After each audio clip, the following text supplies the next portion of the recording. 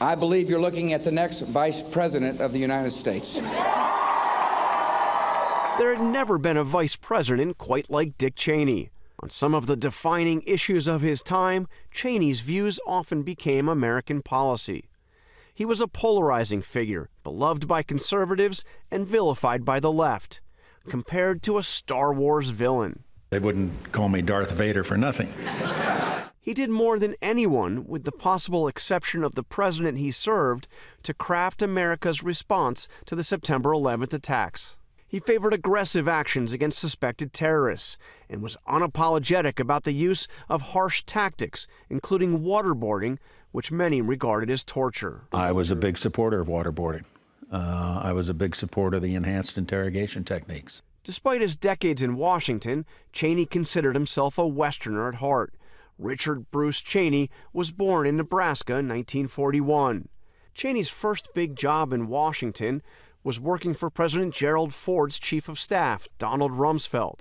And when Rumsfeld was named Secretary of Defense, Cheney, just 34 years old, became the youngest person to hold the title of White House Chief of Staff. After Jimmy Carter defeated Ford in the 1976 presidential election, Cheney returned to Wyoming and ran for Congress, ended up serving 5 terms in the House of Representatives. In 1989, President George H.W. Bush nominated Cheney to be Secretary of Defense. Dick Cheney is a trusted friend and advisor, and I'm convinced that he's going to be a great leader of our nation's military forces. He won praise for his leadership of Operation Desert Storm, a multi-nation coalition that liberated Kuwait. Cheney then turned to the private sector and made millions as the CEO of the oil industry construction firm Halliburton. In the summer of 2000, Cheney agreed to help George W. Bush conduct a search for a running mate. Bush would narrow his short list to one, Dick Cheney himself. I picked him because he is without a doubt fully capable of being the President of the United States. During the 2000 Florida recount, Cheney returned to Washington, where he chaired the Bush presidential transition, putting together the government for the incoming administration, setting the stage for him to become the most influential vice president in American history. It was the September 11 terrorist attacks that would define a new era for the nation and Cheney's role in the administration. With President Bush traveling, it was Cheney who was in the White House Situation Room during the September 11th attacks, giving the military the order to shoot down any unresponsive aircraft. Cheney became the architect of America's war on terror, the fight against al-Qaeda. Well, we're going to spend time in the shadows and in the intelligence world. A lot of what needs to be done here will have to be done quietly, without any discussion, using sources and methods that are available to our intelligence agencies if we're going to be successful. That's the world these folks operate in. And so it's going to be vital for us to use any means at our disposal basically, to achieve our objective. Less than a month after September 11th, the U.S. launched attacks against al-Qaeda and its Taliban allies in Afghanistan, capturing members of the terrorist group with information on the planning and execution of the attacks. He advocated the use of warrantless wiretapping, the expansion of executive privilege, and enhanced interrogation techniques, which critics said amounted to torture and violated the Geneva Convention. They don't deserve to be treated as a prisoner of war. They don't deserve the same guarantees and safeguards that would be used for an American citizen going through the normal judicial process. Cheney was also a driving force behind the removal of Iraqi dictator Saddam Hussein. He played a central role in making the case for the 2003 invasion of Iraq, arguing that Hussein possessed weapons of mass destruction.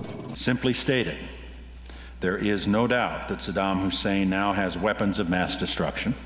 There is no doubt that he is amassing them to use against our friends, against our allies, and against us.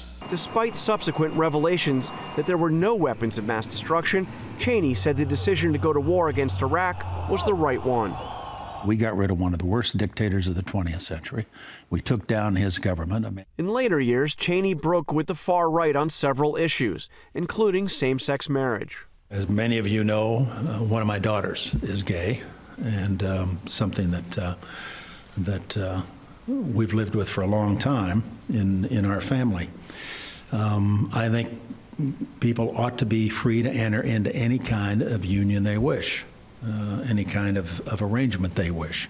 And Cheney was a sharp critic of President Trump's actions on and before January 6th, standing by his daughter Liz, then a member of Congress from Wyoming, on the first anniversary of the attack, condemning the former president in a campaign video he shot for his daughter during the 2022 midterm elections. Liz is fearless. She never backs down from a fight. There is nothing more important she will ever do than lead the effort to make sure Donald Trump is never again near the Oval Office. In 2024, the lifelong Republican endorsed Democrat Vice President Kamala Harris over Trump, saying Trump should never be trusted with power again after January 6th, and that Americans each have a duty to put country above partisanship to defend our Constitution. How is Dick Cheney going to be remembered? I saw a lot of history, was there when a lot of it was made, and I'll always be tremendously grateful for having had that opportunity. But in terms of how I performed, some people will agree with it. I run into them all the time. I also run into people that didn't like what I did or why I did it. But I'm very comfortable with what I did and why I did it and how I did it, and I'll let others judge whether they liked it or not. Do you have any regrets? Not really.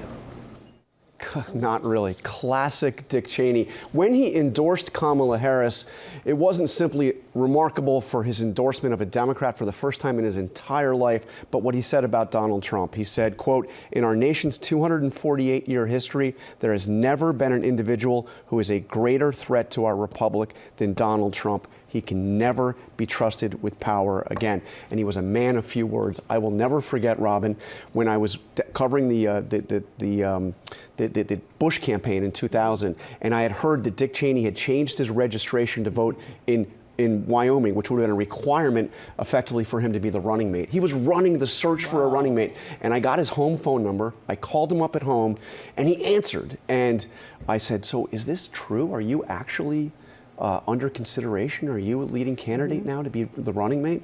And he just answered, "Yep." And that was it. That was it. Man, a few words. Man, a few words. Yeah. How do you think he will be remembered? You know, I mean, it's a complicated legacy. He will be remembered certainly for his role in protecting America after 9/11, for that big mistake that America made in the war with Iraq, and absolutely as being a patriot and a defender of American democracy until his last days. Yeah. Thank you so much for being here, John. Appreciate it very much.